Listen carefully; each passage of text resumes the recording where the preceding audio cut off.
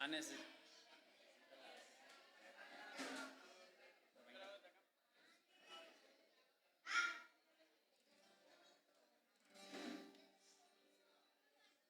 Bueno, muy buenos días. Les invito a que se pongan de pie. Vamos a cantar.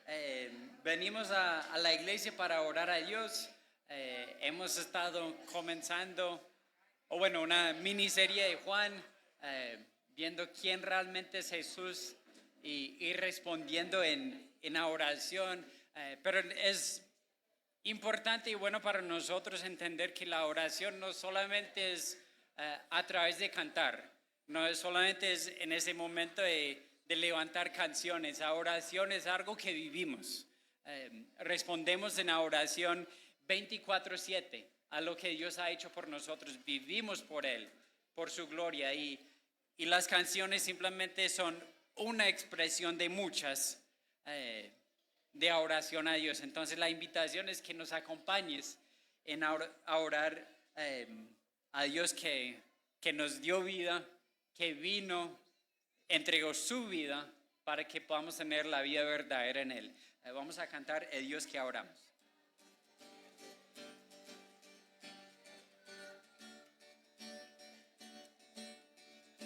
Él lo hace.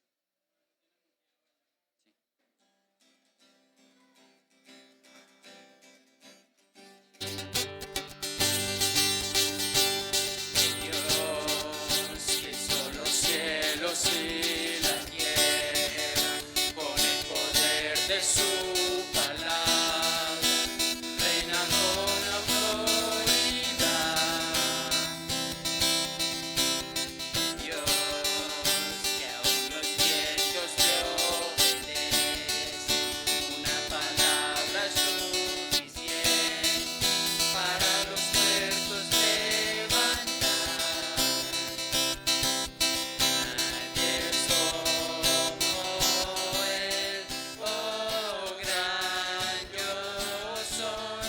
Tú eres el Dios que adoramos, todopoderoso y soberano, grande en misericordia y poder para salvar. Tú eres el Dios que adoramos, quien derrotó la muerte y el pecado, glorioso Redentor y Rey, te adoramos. El Dios que descendió desde su trono para llevar sobre sus hombros nuestra culpa y transgresión.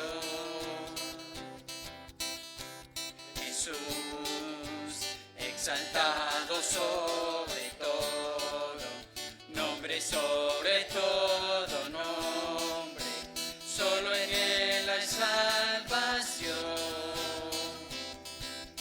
A Él sea oh gran yo soy. Tú eres el Dios que adoramos, todopoderoso y soberano, grande en misericordia y poder para salvar. Tú eres el Dios que adoramos, quien derrotó la muerte y el pecado, glorioso Redentor y Rey, te adoramos. A Él sea la gloria y el poder, todo es de Él,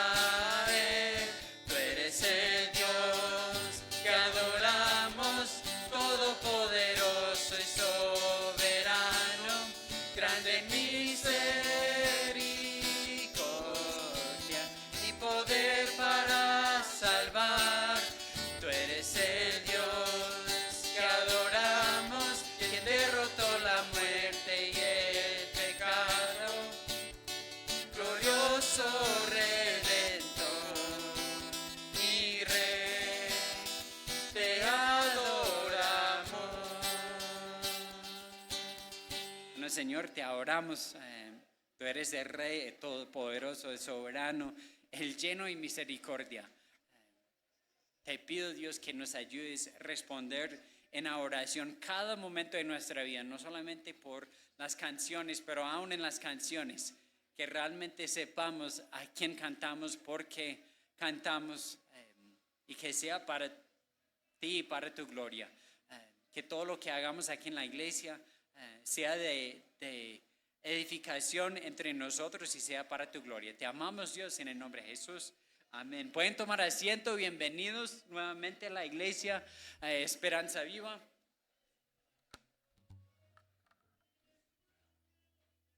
Gracias a los que llegaron a la primera hora para la escuela dominical. Arrancamos con la escuela dominical este año. No se olviden que eso comienza a las 9:30.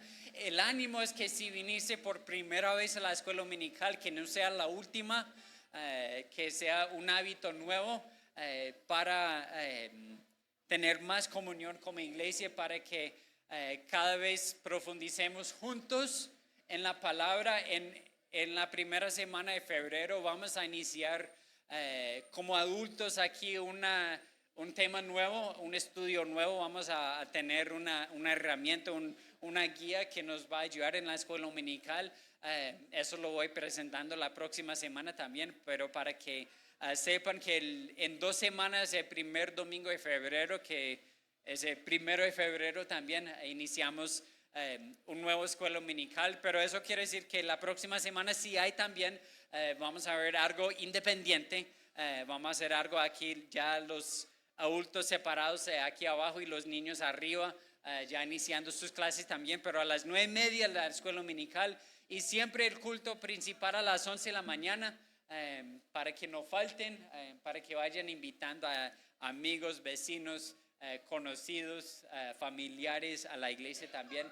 El estudio los miércoles inicia también la primera semana de febrero, para que lo tengan en cuenta, para que se vayan preparando también. A las 7 de la noche, estudio bíblico aquí los miércoles. Estamos estudiando el Nuevo Testamento, ya lo iniciamos, pero vamos a seguir viendo en orden cronológica. Si no habías venido, no te preocupes. Uno puede entrar donde sea también, pero otra vez no vayas pensando que si no iniciaste en el principio no puedes venir y deberías venir. Si te da el tiempo, aprovechamos de cada oportunidad que tenemos para profundizar también. A las 7 también los ministerios de los sábados ya inicia este sábado. Los niños aquí en la iglesia a las 3 de la tarde, después están los jóvenes desde los 15 años, 13 años y arriba, y los jóvenes adultos. Creo que iniciamos la próxima semana, fin de semana también. Voy anunciando, les voy escribiendo cuando arrancamos eso también. No se olviden de otras cosas que tenemos como iglesia, como la canasta de amor. Es algo que hacemos de una manifestación del amor. Hablamos del amor en la primera hora, pero eso es para que sea de bendición a una familia o una persona que está en necesidad. Una vez al mes entregando un mercado.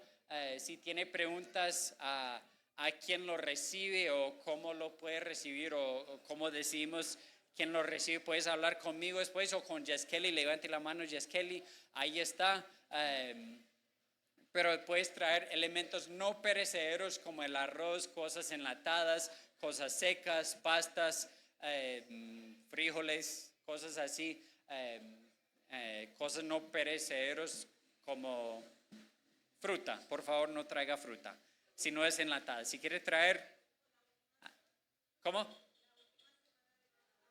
Bueno, si es la última semana, de pronto sí, pero de todas maneras mejor algo no perecedero. De todos modos, no se va a perdiciar nada de perecedero en entregar a alguien para ser de bendición. Si es alguien para la iglesia, qué bendición. Si es algo de manera para nosotros bendecir a una familia del barrio, también qué bendición, y lo aprovechamos para compartir el evangelio también. Entonces no hay más anuncios. Vamos a ponernos de pie, vamos a saludarnos los unos a los otros. Si alguien acaba de entrar, búsquelo para saludar y después seguiremos en la alabanza.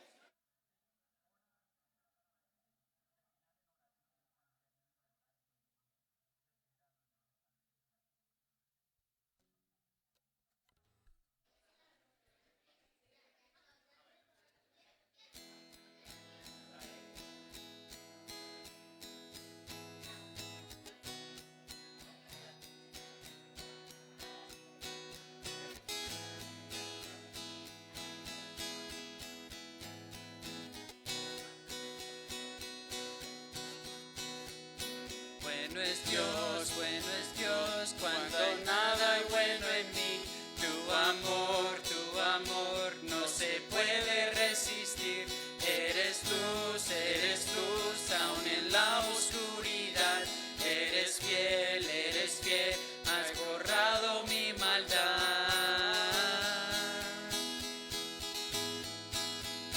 Eres paz, aún en medio del temor. La verdad, cuando ando en confusión. La razón de mi gozo está en Jesús. Él venció a la muerte en la cruz. Tú me abrazas con tu amor, me abrazas con tu amor.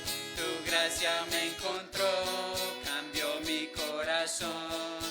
Nada se puede comparar, reinas por la eternidad. Eres más de lo que puedo expresar. Eres rey, a creación proclamará. Aquí estás, tu presencia es real. Eres Dios, lo pasado dejo atrás. Tú me abrazas con tu amor, me abrazas con tu amor. Tu gracia me encontró, cambió mi corazón. Nada se puede comparar, reinas por la eternidad. Tú me abrazas con tu amor, me abrazas con tu amor. Tu gracia me encontró, cambió mi corazón. Nada se puede comparar, reinas por la eternidad.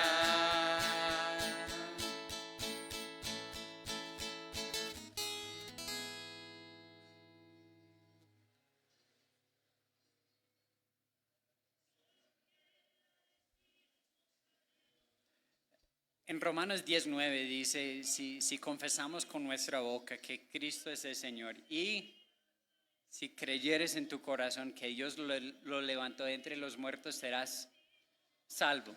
Hable creer. Es un versículo de yo no sé cuántos en la Biblia, especialmente en el Nuevo Testamento, donde habla de creer. Va a ser uno de los temas que va a tocar el Evangelio de Juan el día de hoy, en nuestros versículos, de creer y la importancia, la necesidad y dónde viene creer. Pero vamos a cantar esa canción que dice, que se llama en esto creo, proclamando una cantidad de cosas de lo que profesamos que es verdad, no solamente porque nos parece bien, sino porque se encuentra en la Biblia. Las canciones que escogemos aquí no son canciones que escogemos solamente porque se suenan bien o nos gusta cómo se cantan o cómo tocarlos, pero buscamos cantar canciones que sean bíblicos, que hablan de la palabra, que son fundadas de la palabra.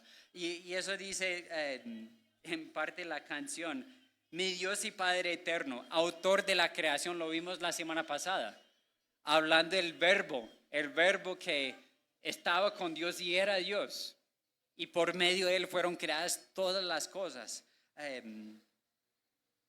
Habla del Padre, habla del Hijo, habla del Espíritu Santo. En eso creemos, en el Dios eterno, en el Dios trino. Entonces vamos a cantar en eso creo, entregando todo a Dios.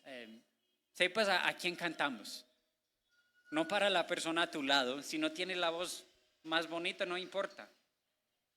Que tu corazón cante a Dios por lo que Él ha hecho por nosotros.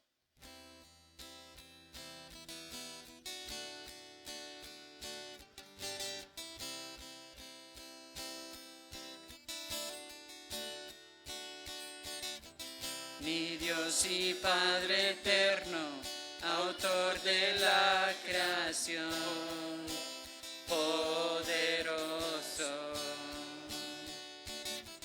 tu Espíritu intervino, el Verbo se encarnó, Cristo tú salvas.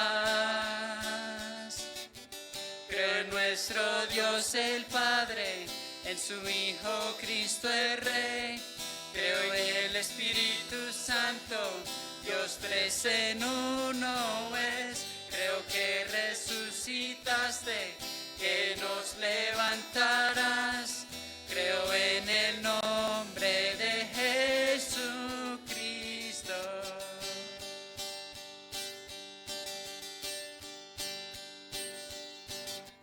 Mi juez y mi abogado, sufriste en la cruz, me has perdonado.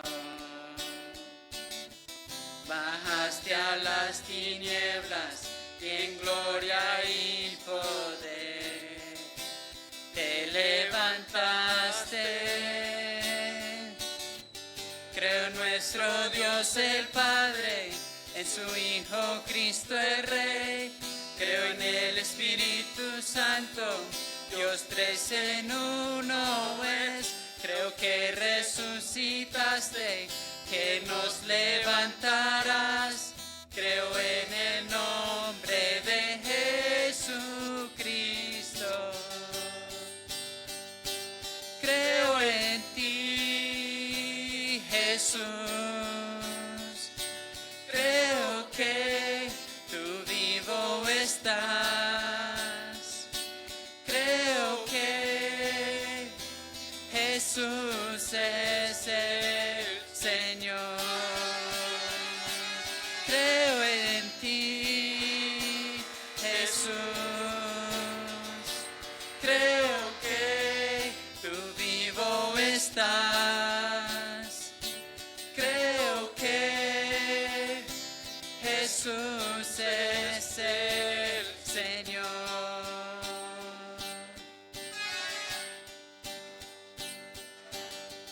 Creo en la vida eterna, creo en la comunión, creo que tu pueblo es uno, creo en tu iglesia, Dios, creo que que resucitaremos y en gloria volverás.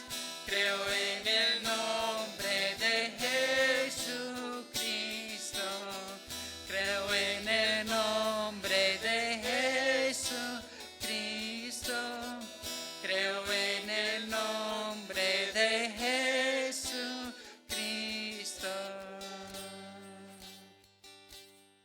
Amén, Señor. Te damos las gracias, Padre Celestial, por permitirnos creer en ti, Padre, por revelarte a nosotros, Señor, por permitirnos obtener la salvación por medio de Cristo, por ser parte de tu iglesia, Señor, por ser parte de este cuerpo tan maravilloso de Cristo. Te pedimos, Señor, que tú ahora por tu misericordia, Señor, nos ayudes a entrar en este tiempo de palabra, para que estemos dispuestos, Señor, con un corazón humilde y receptible a tu voz, que será predicada por nuestro pastor, Señor. Te pedimos que tú le des la sabiduría, el entendimiento y el denuedo para hablarla, Señor. Encomendamos este tiempo en tus manos, Señor, el tiempo de los niños también que van a subir a recibir tu palabra, a los maestros que la van a dar, Señor. Que seas tú, Señor, hablándole a ellos, Señor, y enseñándole verdades bíblicas, Padre. Te lo pedimos en el nombre de Cristo Jesús. Amén. Los niños pueden subir.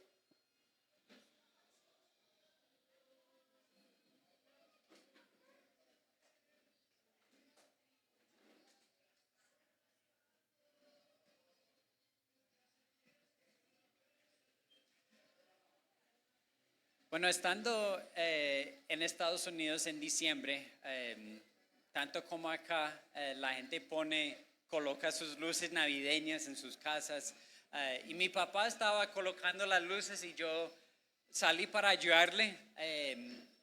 Por la casa hay una reja que cada, digamos, 2 metros hay un poste. Entonces yo estaba, mientras que mi papá estaba colocando luces en otro lado, él me mandó a colocar las luces en la reja, y haciéndolo de una manera específica para que se viera bonito, haciendo una vuelta específica por cada poste, y lo estaba haciendo, avanzando cada poste, haciendo la vuelta. Hice unos 12, 15 postes o algo así cuando yo miré atrás y me di cuenta que los primeros 2 postes lo hacía de una manera equivocada. Se veía diferente. Y cuando mi papá le gusta que las luces se ven bien hechas, ordenadas, uniformes. Y yo también, no me gusta verlas una así y todos los demás diferente. Y como había colocado todas las luces de la reja y los postes haciendo la vuelta, ¿sabe qué tenía que hacer? Sacar todo a comenzar de nuevo. Ese comenzar de nuevo no me gustó. En Estados Unidos estaba haciendo un invierno, estaba un poco frío, un poco mojado, pero bueno, por amor a las luces, ¿sí o no? Lo hacía comenzando de nuevo. No era lo que yo quería, comenzar de nuevo colocando las luces, pero muchas veces un comenzar de nuevo es algo muy bienvenido, ¿sí o no? Todos lo hemos experimentado en algún momento, hemos querido empezar de nuevo. Aquí en Medellín se habla mucho de esto, habla de cambiar de rumbo, dejar el pasado atrás, salir adelante. Personas cambian de barrio, cambian de trabajo, de amistades, incluso cambian de iglesias, con la esperanza que esta vez sea algo diferente, sea un cambio para bien. Pero con el tiempo muchos descubren algo frustrante. ¿Y cuál es ese algo frustrante? Es que podemos cambiar circunstancias externas buscando algo mejor, pero no podemos darnos una vida nueva por dentro. Los cambios externos no pueden darnos el cambio de una vida por dentro que realmente necesitamos. No importa lo cuánto que que intentamos. La semana pasada comenzamos haciendo una serie de 3 semanas en el Evangelio de Juan. Si tienes tu Biblia, vaya buscando el primer capítulo de Juan, creo que se fue. Primer capítulo de Juan es uno de los capítulos más poderosos de la Biblia, especialmente la identidad de Jesús. Estamos asegurando que creemos en el Jesús bíblico. Y la semana pasada hablamos mucho, nos demoramos casi toda la prédica tratando de salir de versículo 1 y qué pena con ustedes con eso, pero volamos de los otros versículos. Pero hablamos mucho de un concepto en la Biblia que es la Trinidad.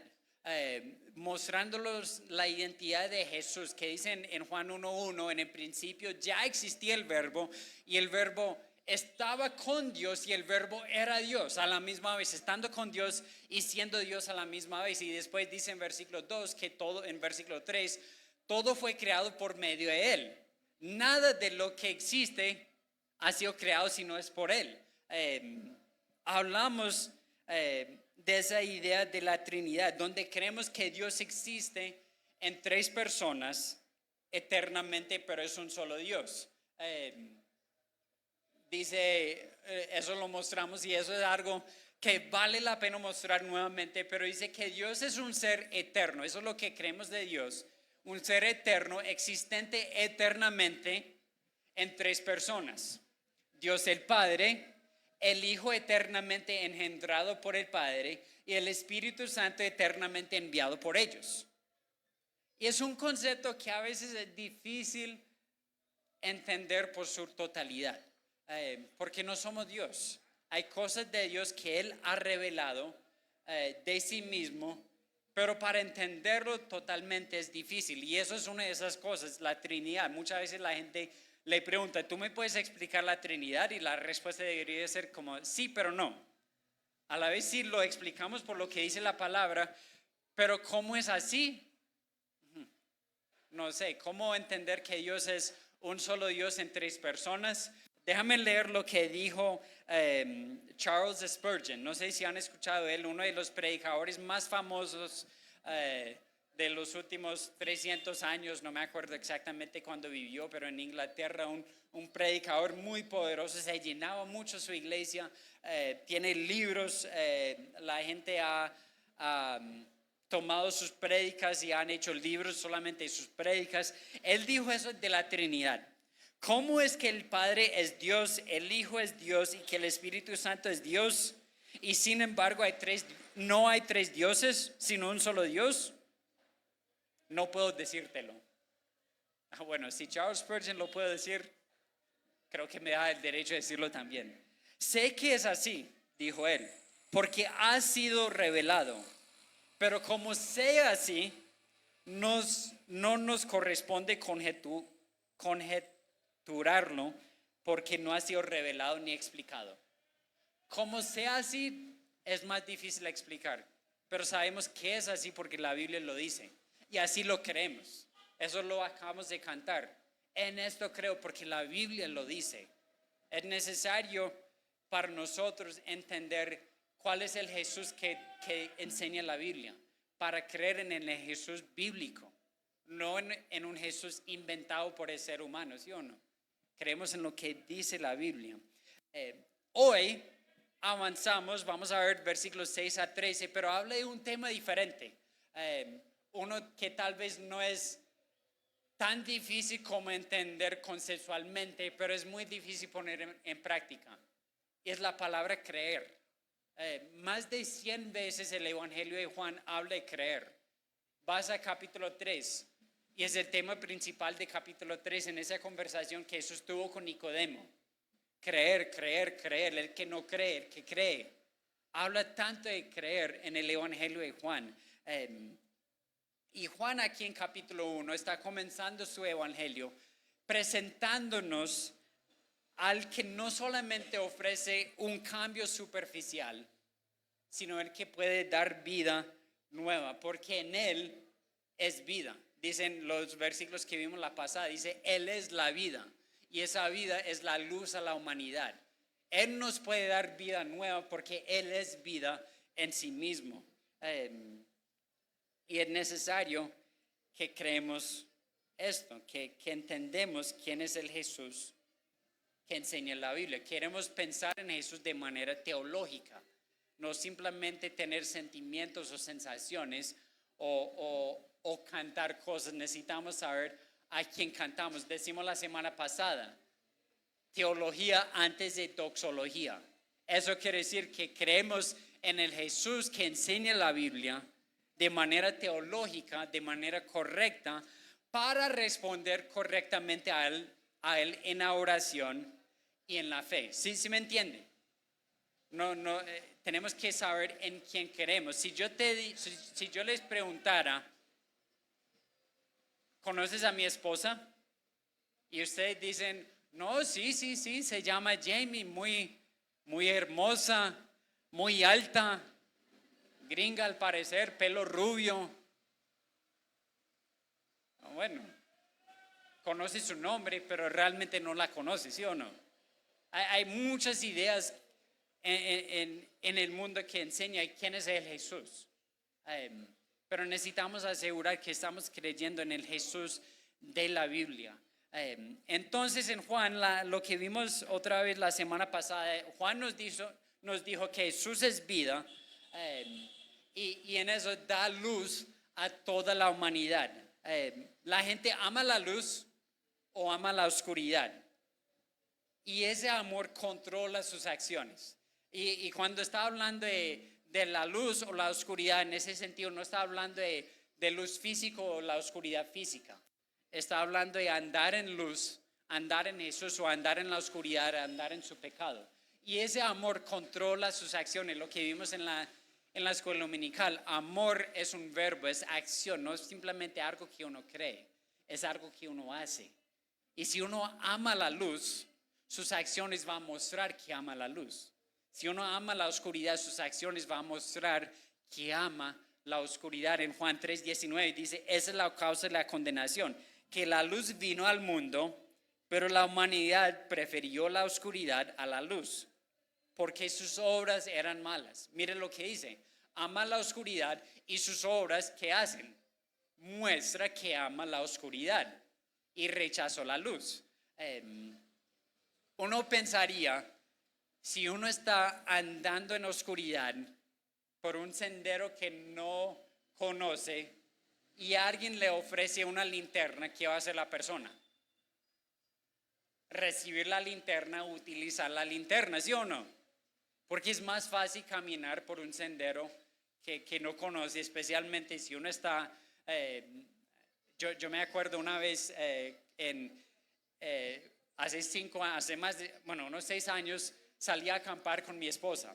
Y la primera noche tuvimos las linternas y no sé qué pasó. Esa primera noche en las montañas cayó una cantidad de nieve y creo que perdimos las linternas en la nieve y salimos para el segundo destino sin las linternas. No cayó nieve más, pero las otras noches me di cuenta de algo. En el bosque uno no tiene que alejarse mucho de la fogata y uno está en plena oscuridad. En plena oscuridad. Ojalá yo tuviera la linterna, porque en la noche cuando uno tiene que salir a ir al baño, da un poco de miedo sin la linterna, ¿sí o no? Si alguien me ofrece la linterna, yo la voy a recibir porque no conozco lo que está a mi alrededor. No había animales, tal vez había animales, pero no los vi. Yo prefiero verlos. Simplemente escuchar cosas o inventar que estoy escuchando cosas en mi mente me da miedo, ¿sí o no? En la oscuridad cuando no veo nada. Y cuando alguien ofrece luz para andar más fácil, lo normal es recibir la luz, porque eso provoca un camino más fácil, un andar más fácil. Pero algo interesante, cuando Jesús vino al mundo, cuando la luz vino al mundo, ¿qué hizo el mundo? Rechazó la luz. Dijo, no, esa luz no queremos. Nuestra preferencia es seguir en tinieblas. Eso es algo raro, no tiene sentido. Y eso es lo que nos enseñaba la semana pasada.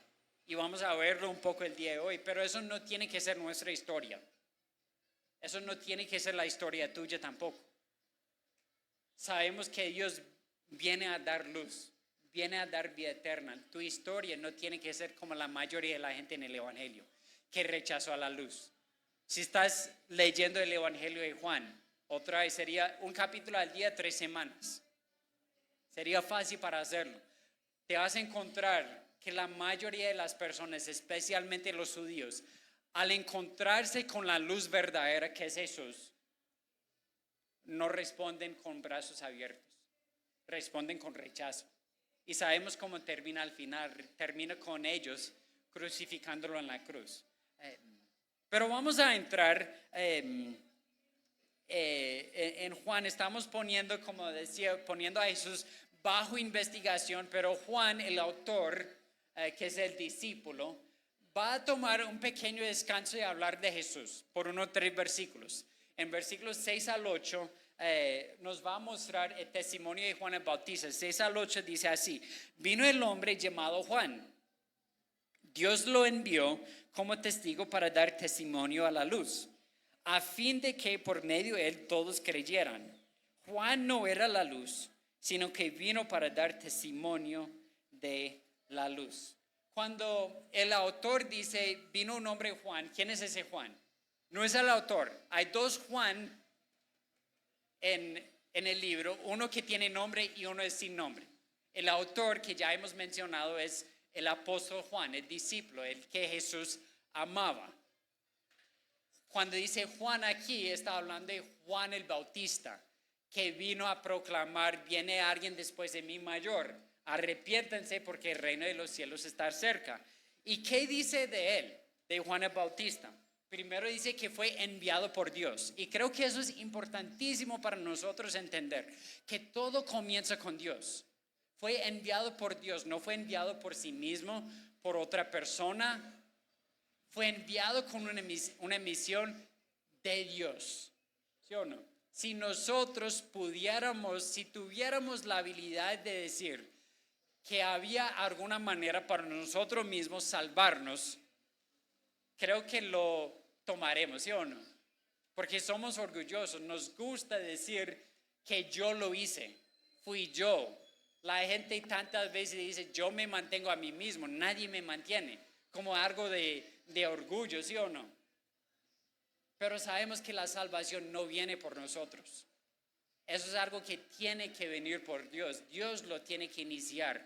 Y creo que lo vemos aquí con Juan el Bautista también.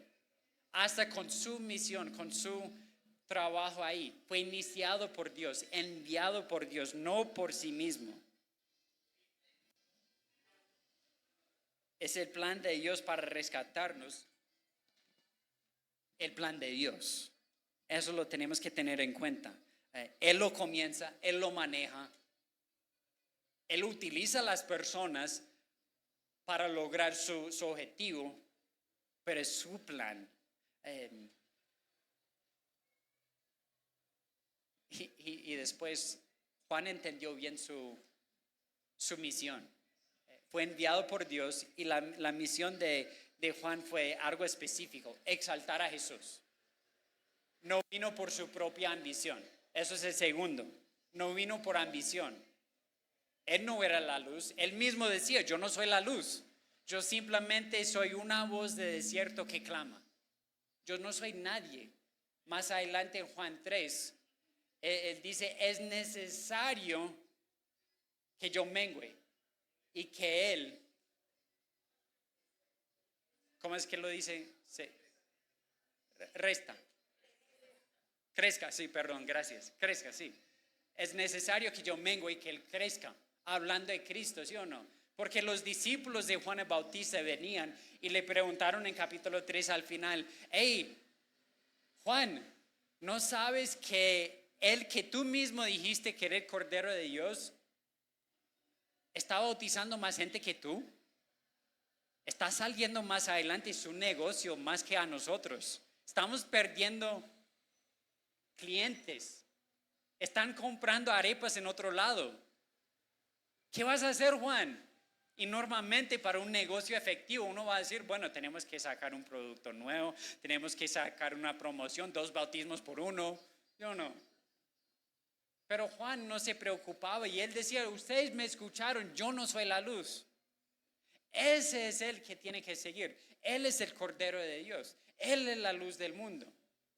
Él no vino por ambición.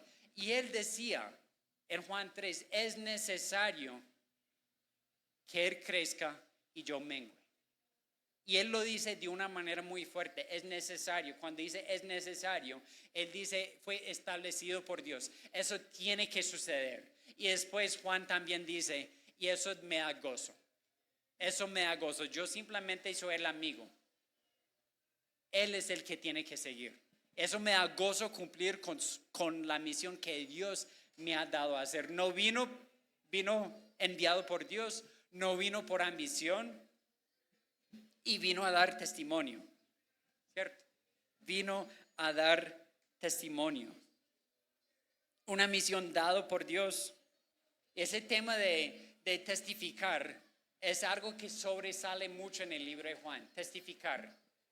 Si alguna vez has sido testigo de algo, uno después tiene que ir a dar su perspectiva, ¿sí o no? Dar su historia.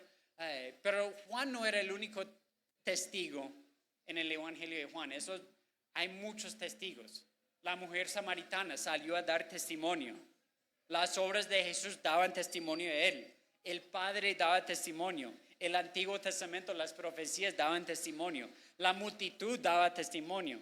El Espíritu Santo, los apóstoles daban testimonio de que Jesús era la luz del mundo. Y después en Hechos 1:8, tal vez lo han escuchado, pero dice, pero recibirán poder. Jesús hablando a sus discípulos, pero creo que vale la pena si la responsabilidad y la misión de Juan el Bautista era dar testimonio de Jesús. Vale la pena para nosotros evaluar cuál es nuestra misión también.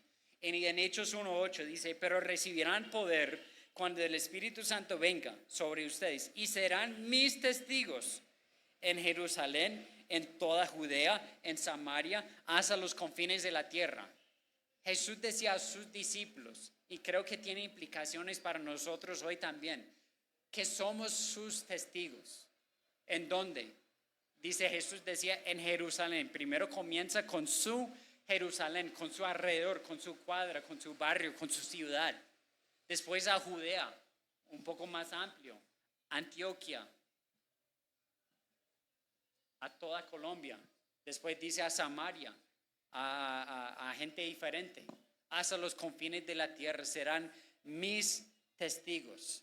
Aunque sabemos que es el plan de Dios para salvar, lo bacano es que Dios utiliza cualquier persona que confíe en Él para llevar a cabo su plan. Eso tiene que ser nosotros también, si hemos creído en Él, si hemos llegado a creer en Él. Y aquí nos manda a evaluar cómo podemos ser testigos de Él también. ¿Cómo testificamos de Jesús? Testificamos también como Juan, porque sabemos que la misión de Dios, testificamos no para exaltarnos a nosotros mismos, sino para Dios. Me sorprendo mucho, ¿no? Cuando veo iglesias y en su propaganda sobresale más el pastor y la pastora, por decirlo así, como exaltando las personas de la iglesia, cuando realmente la iglesia es para exaltar y dar la gloria a Dios, ¿sí o no? Nuestra misión es dar gloria a Dios, no es testificar lo que soy yo, ¿sí o no?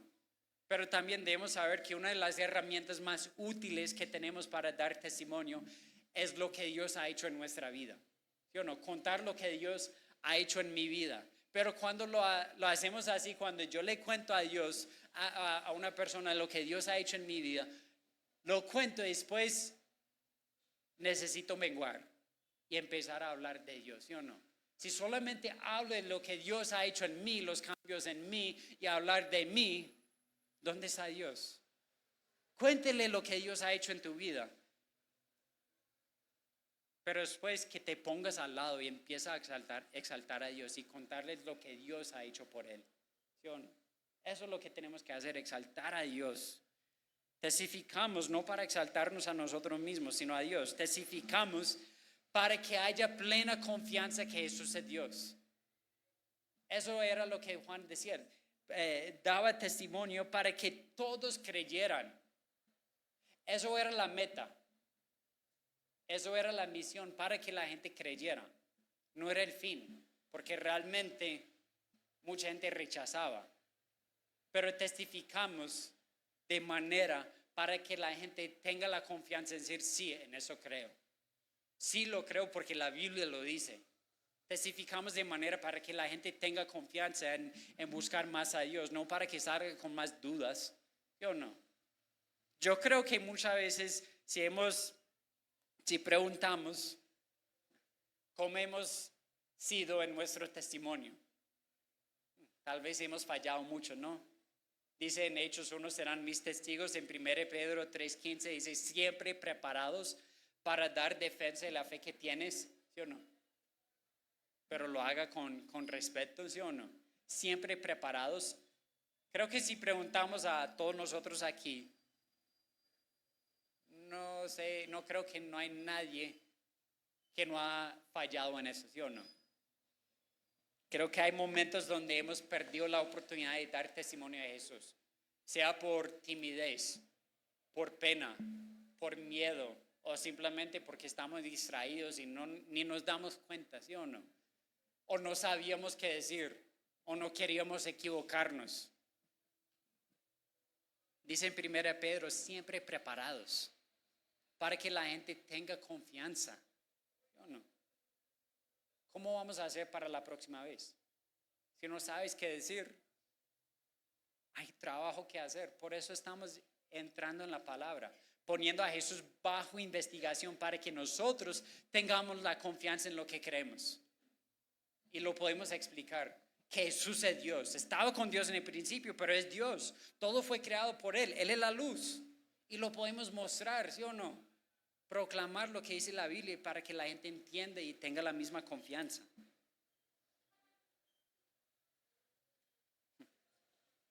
¿Cómo somos en nuestro testimonio? Juan, el autor, tomaba ese descanso para hablar de Juan el Bautista y después vuelve. Él decía, no era la luz, sino vino a dar testimonio de la luz para que todos creyeran.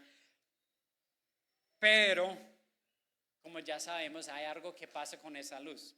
La luz viene, pero sale rechazada. Y eso es lo que sucede en el siguiente, el rechazo de la luz. Vino la luz, versículo 9 al 11. Esa luz verdadera, que ya sabemos quién es la luz verdadera, ¿de quién está hablando? Ayúdame. De Jesús. Es la respuesta fácil. La respuesta que 50% de las veces cuando hacen una pregunta en la iglesia, la respuesta es Jesús. No siempre, pero a veces lo decimos así. Es Jesús. Sabemos que la luz es Jesús. La luz, esa luz verdadera, la que alumbra a todo ser humano, venía a este mundo. Dice, esa luz verdadera. Primero vemos eso. Es importante porque eso quiere decir que es algo real. No es algo falso, no es una copia, es la luz. No es algo falso. No sé si alguna vez te han dado el billete falso, ¿sí o no? Te han dado la vuelta y te das cuenta, no, entre todo hay mezclado en toda la mitad hay un falso billete, ¿sí o no?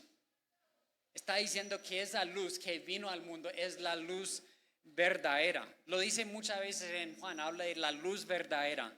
En Juan 6:32 dice el verdadero pan del cielo.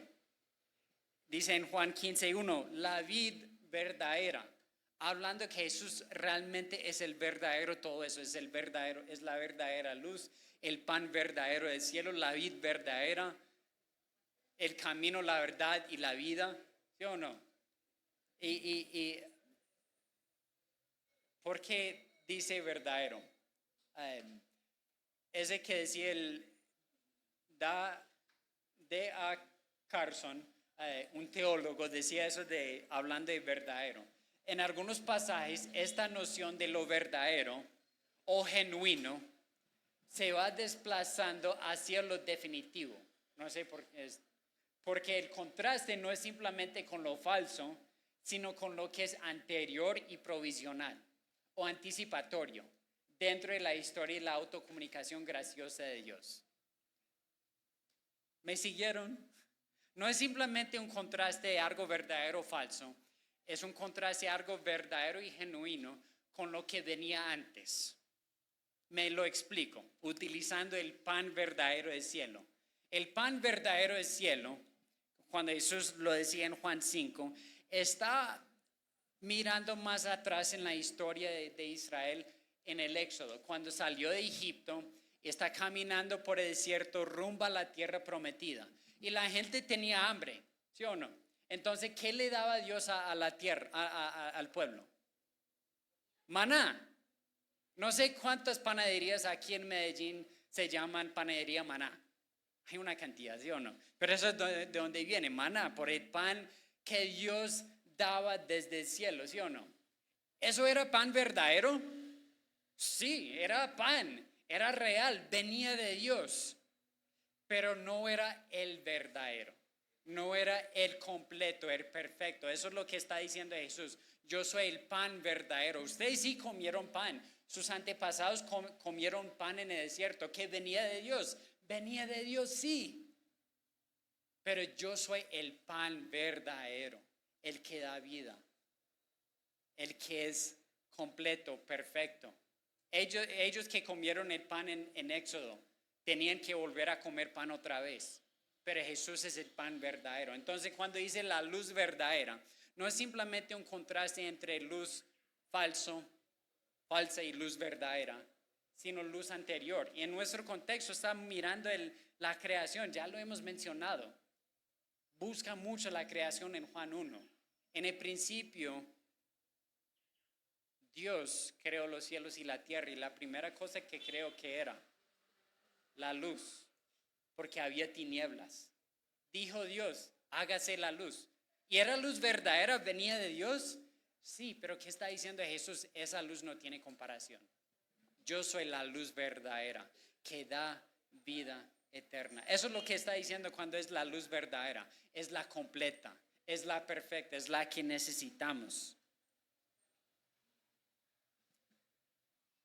Y es importante que nosotros reconozcamos la luz verdadera y no seguir uno falso.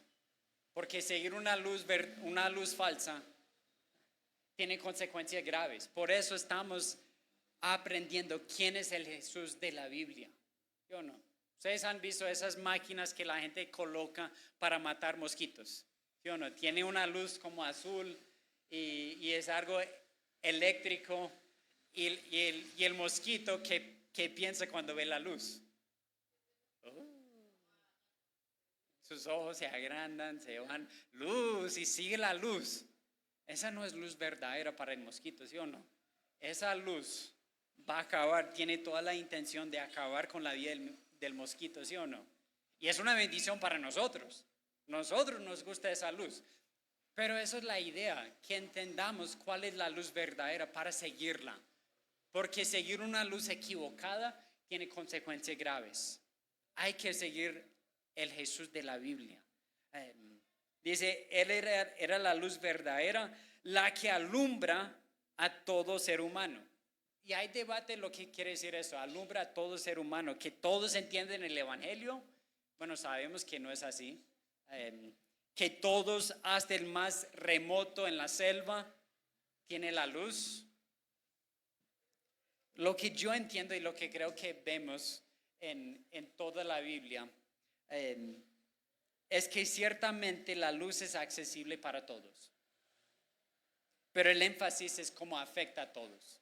La luz afecta a todo ser humano en una manera u otra. No es decir que todos van a reconocer la luz, pero afecta a todos.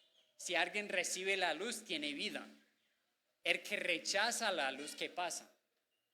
Permanece bajo el castigo de Dios, ¿sí o no?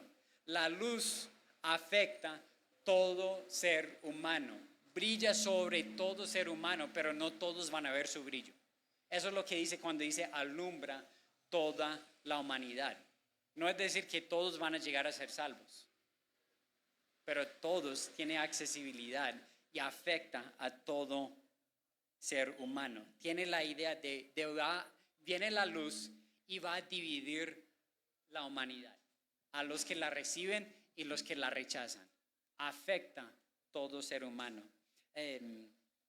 Yo en la Navidad, mi esposa me dio un regalo, un juego de mesa que ella estaba muy emocionada para dármelo, pensando que nosotros hubiéramos jugado ese juego antes con unos amigos en Estados Unidos, y yo lo destapé, yo lo abrí y yo le decía, un juego nuevo.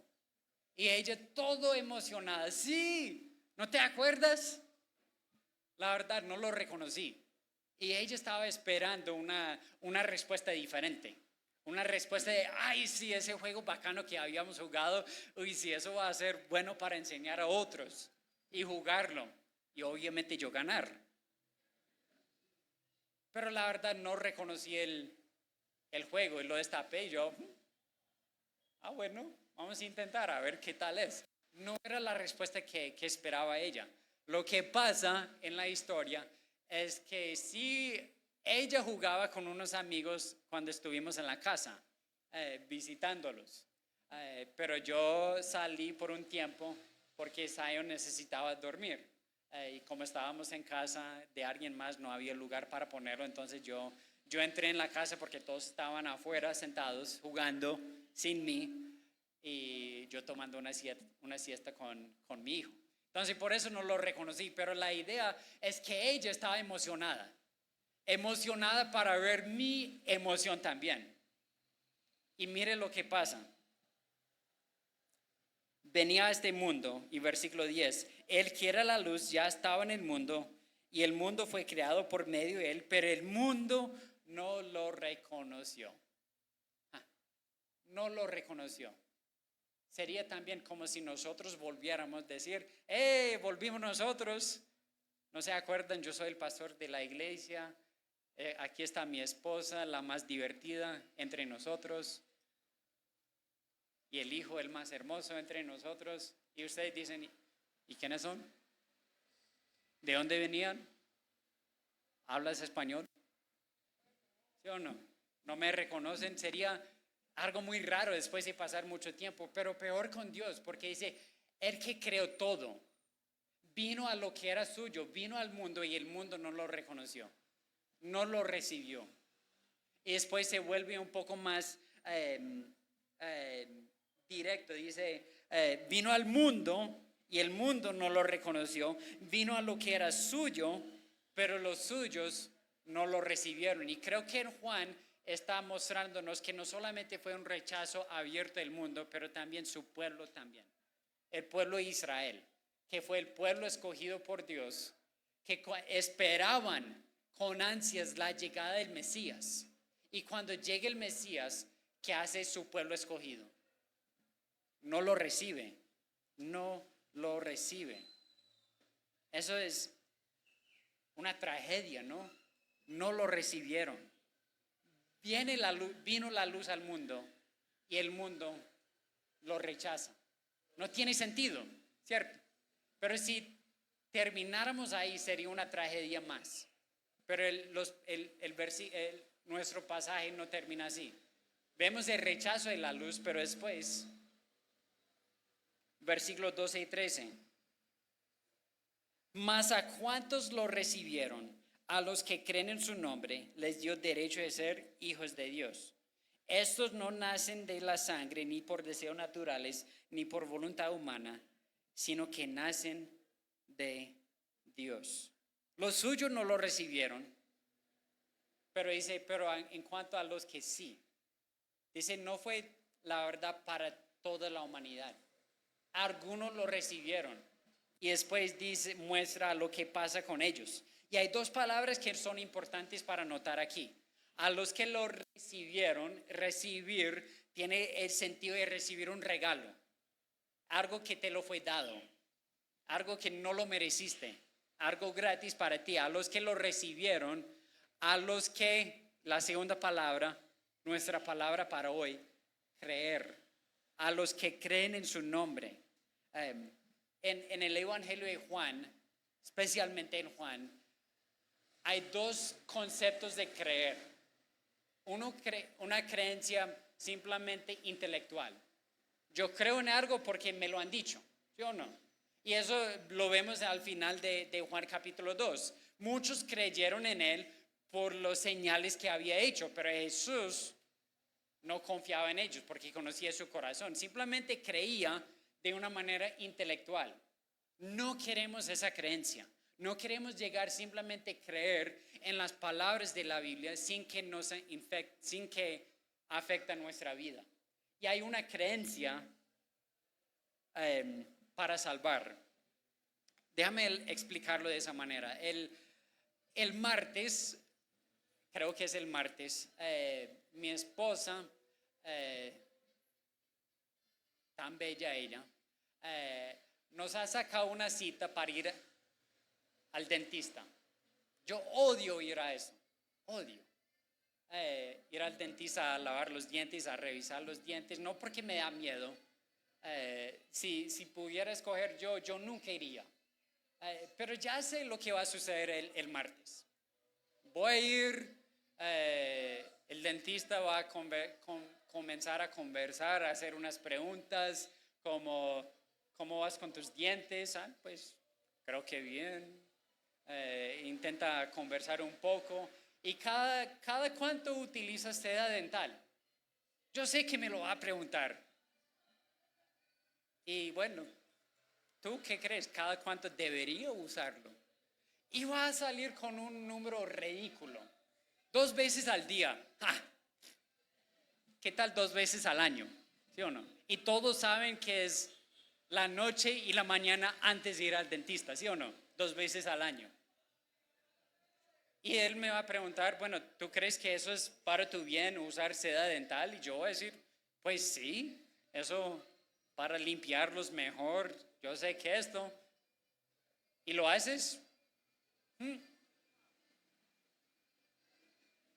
El lunes en la noche y el martes en la mañana, sí lo voy a hacer.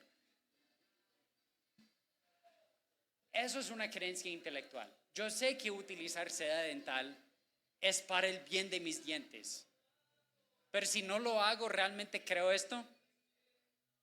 Eso es lo que está enseñando Juan, que hay una creencia que es solamente intelectual y una creencia que afecta a todo el ser humano. Y eso es lo que Juan estaba hablando de ese tipo de personas. ¿Cómo lo sabemos? Está hablando de gente que cree para salvación. Mire lo siguiente.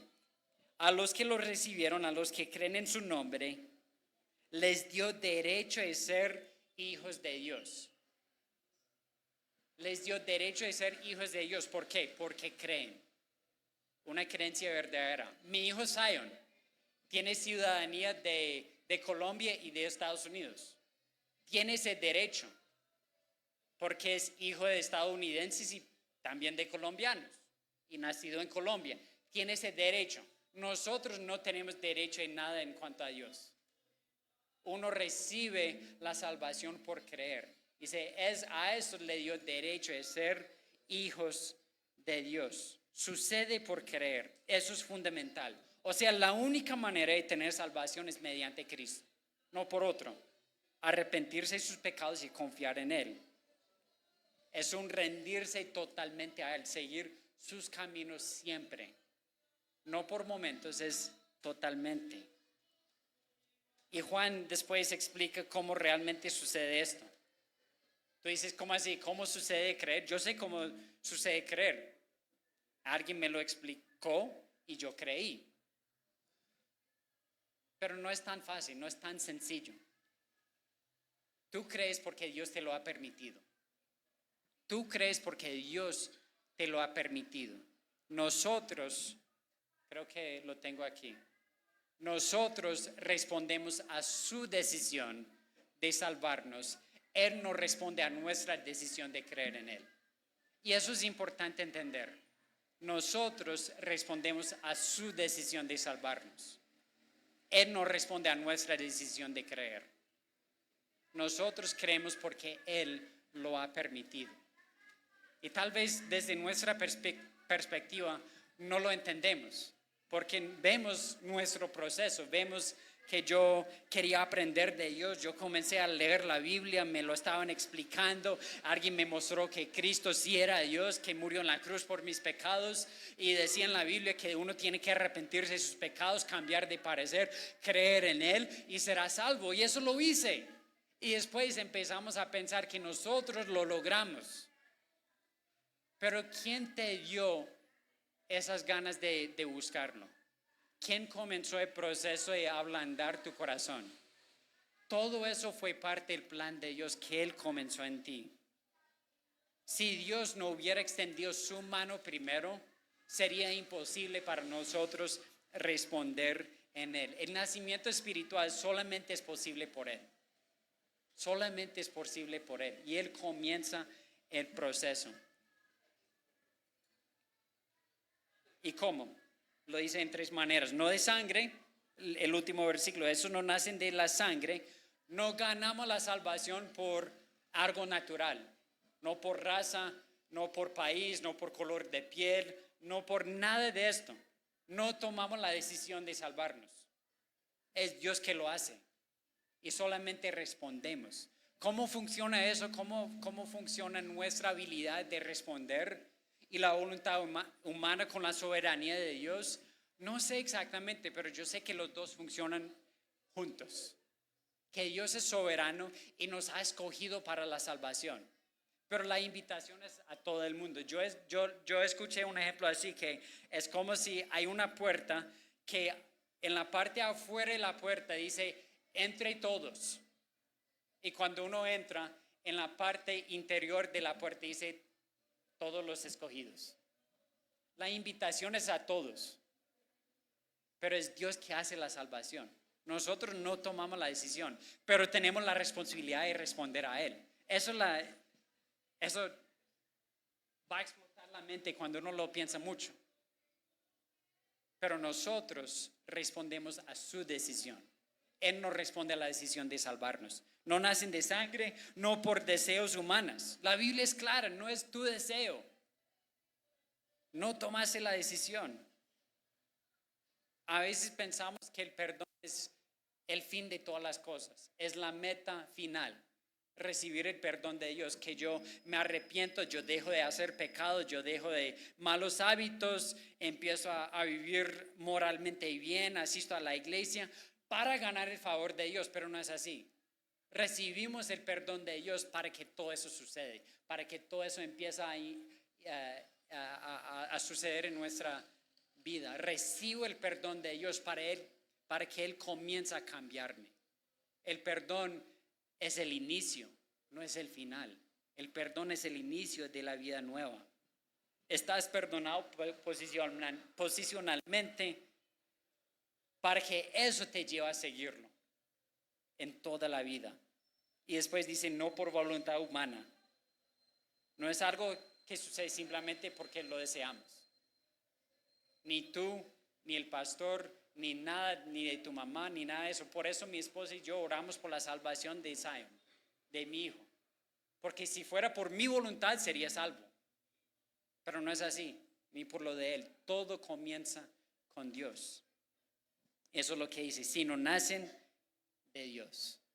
No nacen de sangre, ni deseos humanos, ni por voluntad humana, sino nacen de Dios. Mira, amigos, Cristo no murió en la cruz para que asistieras a la iglesia.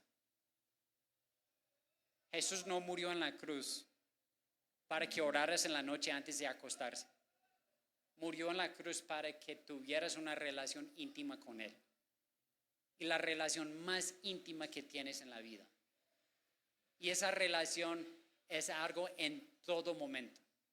No es algo que escogemos en un momento así, decimos que no, yo sigo a Dios, yo tengo vida en Dios, yo creo en Dios. Voy a la iglesia los domingos, pero ¿qué pasa los otros 6 días? ¿Cómo está tu relación con Dios el lunes, martes hasta sábado? ¿Cómo está tu relación con Dios, con tus relaciones más íntimas, con tu esposa, con tu novia? ¿Está Dios ahí? ¿Dios tiene prioridad ahí? ¿Cómo está tu relación con Dios en cuanto a tus pensamientos? en cuanto a tu vocabulario, en cuanto a las decisiones que tomas. Mire, Cristo murió en la cruz para que tuvieras una relación íntima con Él en todo momento. Es hacerlo el Señor de tu vida, en todo. No hay nada que no le pertenece. Si sigues a Dios, todo lo que es tu vida es de Dios. Hasta que las partes en contra de Él, hasta que las personas que van en contra de ellos son de Dios. ¿Sí me entiende? No hay nada en tu vida que no es de Dios. No podemos guardar nada para nosotros mismos. No podemos decir que no, yo sirvo a la iglesia, yo voy, yo asisto, yo me comprometo. Pero las finanzas que yo gano son míos. O hay veces hay gente que lo hace al revés. Dice, no, yo voy a ofrendar, yo voy a dar diezmo, pero yo no voy a servir. Yo hice mi parte. No, todo es de Dios. Cristo vino y murió en la cruz para que lo siguieras en todo. Eso es creer. Una creencia que infecta toda la vida. Y como decíamos antes, si vamos a hacer testimonio, si vamos a ser testigos para el mundo, debemos asegurar que estamos dando un buen testimonio. No seamos esos creyentes a medio tiempo, ¿sí o no? Que en la iglesia actuamos de una manera, pero en el colegio actuamos de otra manera. O en unos momentos cuando me dé la gana, yo sí, y en otros momentos, no, es algo de todo el tiempo. Otra cosa, estamos hablando de las cosas de aplicar en la vida. Es el Señor de la vida en todo. Segundo, si eres creyente, dé gracias a Dios por eso, porque no fuiste tú, fue Dios. Fue Dios que te salvó, fue Dios que inició el proceso en ti. No hiciste nada, simplemente respondiste con fe. Eso es lo que dice la Biblia, a los que creen. Pero hasta creer, hasta fe, es un regalo de Dios, como dice en Efesios 2:10. Somos salvos por la gracia y mediante la fe. Esto no procede de ustedes, sino es don de Dios. La fe es un regalo de Dios. Dios te dio la habilidad de creer en Él. Entonces, si eres creyente, dé gracias a Dios por eso. Dé gracias a Dios por eso. Otra vez, ¿cómo funciona tu decisión de creer en Él con la soberanía de Dios? No sé, pero no están en contra. Trabajan juntos. Y por último, la vida es corta. Hasta si vivimos 80 años, la vida es corta. La vida larga viene por delante. Ese mundo es algo cortico. Pero entonces entregue cada aspecto de tu vida a Dios. Y vas a saber qué realmente es vida verdadera en Dios, ¿sí o no? Porque Él es la vida.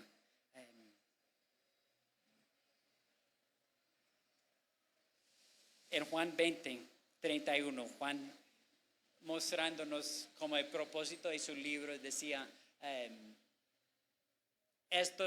todo lo que hacía Jesús se han escrito para que ustedes crean. Y para creer en su nombre tiene vida eterna. Que eso nos lleva a orarlo en todo. Responder en la oración. Pero primero rendirnos a Él, ¿sí o no? Dar gracias a Él por lo que ha hecho, ¿sí o no? Y que salgamos aquí dando testimonio de Él. Nuestro testimonio, otra vez, no termina en esas puertas. Nuestro testimonio sale. ¿Qué tipo de luz estamos reflejando? Si reflejamos Cristo y Él es luz verdadera, ¿qué luz estamos dando? Tiene que ser la verdadera. Apuntarle a Él, exaltarlo a Él, creer en Él en cada momento de tu vida. No solamente aquí en la iglesia, no solamente en ciertas áreas de tu vida. No guardas nada para ti mismo. Todo es de Dios y para Dios. Señor, te amo, gracias por ese día. Gracias por tu amor para con nosotros, que tú moriste en la cruz por nosotros. Hablamos mucho de creer, de la necesidad de responder a lo que tú hiciste en la cruz para nosotros. Pero realmente aprendemos, y tal vez sea difícil aprender, porque somos orgullosos y nos gusta poder decir que yo lo hice. Pero realmente en la salvación no hicimos nada. No hay nada que hemos hecho para salvarnos. Tú hiciste todo, hasta la fe, hasta la habilidad de creer. Es un regalo que tú nos has dado. Y te damos gracias por eso. Ayúdanos a vivir en una creencia bíblica que es algo de todo momento. Aun cuando la vida se vuelve difícil. Ayúdanos no guardar nada para nosotros mismos, sino entregar todo a ti, seguirte a ti, estar en una relación íntima, la más íntima que tenemos. Cada momento, dándote las gracias a ti por la salvación que tú nos das. Te damos gracias, Dios, por ser Dios, por crearnos, por llegar al mundo, aunque el mundo te había rechazado. Tú viniste con la misión de rescatarnos. Y el que cree en tu nombre será salvo. Te pido, Dios, que si hay alguien aquí que nunca ha tomado esa decisión de arrepentirse de sus pecados, recibir el regalo que tú nos estás ofreciendo y creer en ti, que lo haga hoy. Porque la vida es corta y termina en cualquier momento. Que recibe el regalo de la vida eterna y viva para ti. Te amamos, Dios, en el nombre de Jesús. Amén. Creo que vale la pena que nos pongamos de pie mientras que recogemos la ofrenda. Vamos a cantar simplemente la primera parte de esa canción, En esto creo.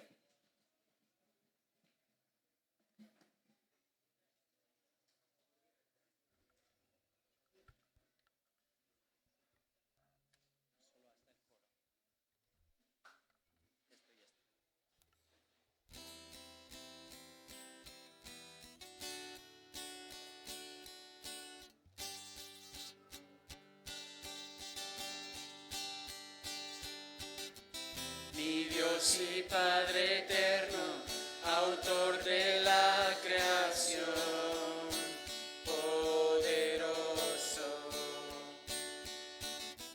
Tu Espíritu intervino, el Verbo se encarnó. Cristo tú salvas. Cree nuestro Dios el Padre y su Hijo Cristo el Rey.